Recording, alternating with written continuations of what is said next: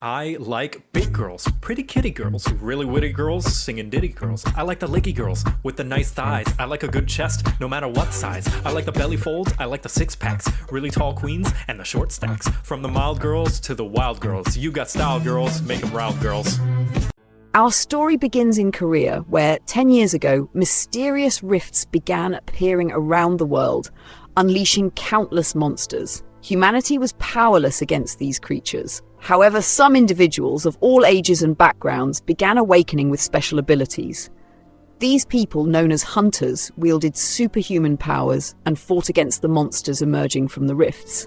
Everyone gained a status screen, similar to a video game, that displayed their physical stats and skills. Our main character, Lee Do-jun, was an ordinary man with no special stats. After completing his military service, he spent 3 years studying. Though often absent-minded and disorganized, he eventually joined the Rift management team. 1 year later, he received his first field assignment to scout a new rift in Gangdong district. Do-jun was excited for this practical task, but on his way there, he was struck by a truck.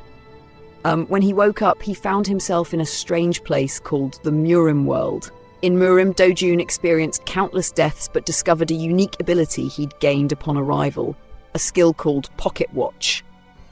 This skill allowed him to return to the previous day each time he died. Despite dying repeatedly, he stood up again and again, gradually losing his memories of his past life, including his own name.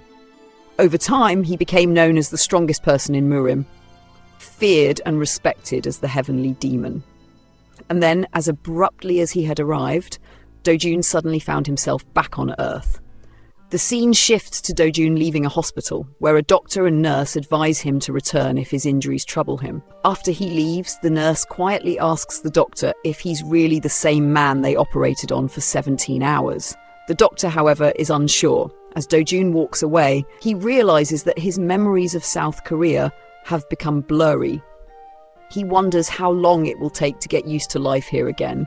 Checking his status screen, Do-jun sees that all his stats are maxed out and he has gained many skills. Realizing his new power, he feels confident he won't have to worry about food or money. However, remembering the brutal experiences he endured in Murim, betrayals, deaths, and a long life filled with distrust, Do-jun decides he now wants to live a peaceful, ordinary life. Back at Seoul City Hall, his workplace, his co-workers, and even his boss, JEWLZ Kang, are shocked to see him suddenly return. When JEWLZ, surprised by Do-jun's calmness, asks if he's okay, Do-jun casually responds, "Yes, I'm perfectly fine," as if nothing unusual happened. This puzzles JEWLZ, who notes that Do-jun no longer stutters like he used to. Hearing this, Do-jun asks, "Did I stutter before?" while searching his memories.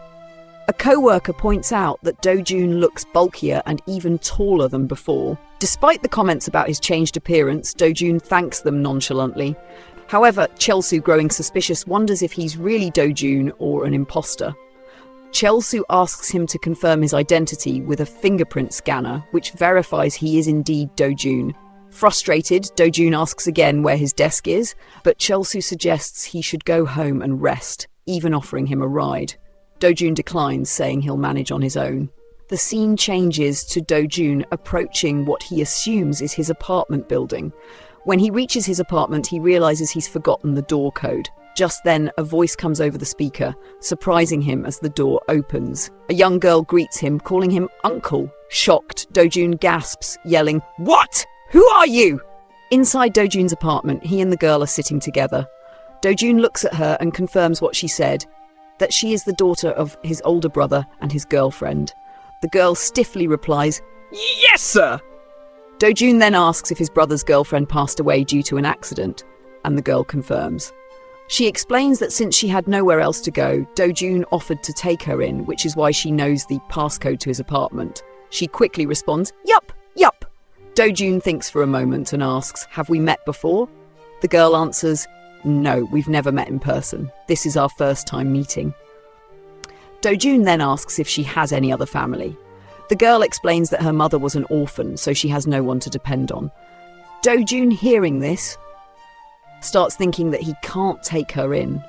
The girl, hearing his hesitation, stands up and protests, saying, "But you clearly said I could stay here." She shows him a message from 2 days ago. Do-jun responds, explaining that he was in the hospital until yesterday after a car accident and just got discharged today. He adds that he has more serious issues to deal with, specifically memory problems. The girl, now worried, asks if he's all right. Dojun reassures her that his body is healthy, but explains that his memories from the past are blurry, making it difficult to adjust. He tells her that because of this, he can't take care of her. The girl, hearing this, becomes nervous. In a moment of desperation, she proposes a solution. She asks Dojun to be her father until she graduates. Dojun, taken aback, mutters, "What?" The girl grabs his arm and says, "Didn't you say you had memory problems? It'll be hard to live alone, and doing things like cleaning, laundry, and cooking will be difficult. Let me help you." She begs him to let her stay until she graduates, or at least for half a year until she can move into a school dorm. Dojun thinks for a moment. He realizes it's not a bad deal. It could be beneficial for both of them. After spending so long in the Murim world, he needs time to adjust to life back on Earth. It seems like a win-win situation. So, without hesitation, Dojun agrees to the contract and starts writing it. The girl is surprised by how quickly he agrees. She looks at the contract in disbelief and then takes the pen Dojun offers to sign it. Overwhelmed with happiness, she bows to Dojun and promises, "I'll do my best not to let you down." Dojun replies nonchalantly, "Just take care of me." The girl then asks if she can call him father from now on. Dojun simply replies, "If you wish." The girl smiles and says, "You can call me Yunhee." Dojun nods. "Okay, Yunhee." Yunhee, noticing Dojun's calm demeanor, thinks that he's adjusting quickly to this new situation. The scene shifts to a grocery store where Dojun and Yunhee are shopping together. Yunhee points out that his eating habits seem to consist mostly of a few vegetable dishes. Suddenly, a loud shout rings out inside the store. People begin running in panic as a rift opens in the middle of the grocery store.